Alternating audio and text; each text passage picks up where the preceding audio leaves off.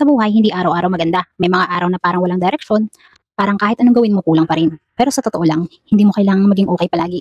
Ang mahalaga, patuloy kang kumikilos, kahit mahirap, kahit minsan, yung mismong pagbangon mo, tagumpay na yon. Ang sipag, di mo agad-agad yan mararamdaman ang bunga. Pero darating yung araw na mapapatingin ka sa likod mo at masasabi mong, buti hindi ako sumuko. Hindi mo kailangang sabayan ng bilis ng iba. May sarili kang oras, sarili mong proseso. Kasi si Lord, hindi nagmamadali, pero lagi siyang sakto. Lahat ng bagay para sa'yo, darating yan sa tamang oras na handa ka.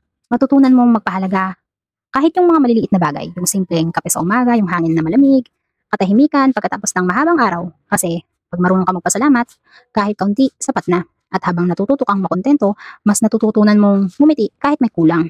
Ang lakas, hindi na nasusukot sa muscle, sa pera, nasa puso yan. Yung kaya mong umiti kahit may bigat sa dibdib. Yung kaya mong maniwala kahit di mo pa nakikita.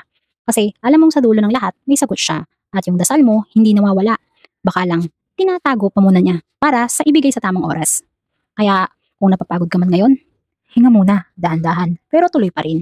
Kasi minsan yung mga pangarap, dumarating sa mga taong hindi tumitigil maniwala.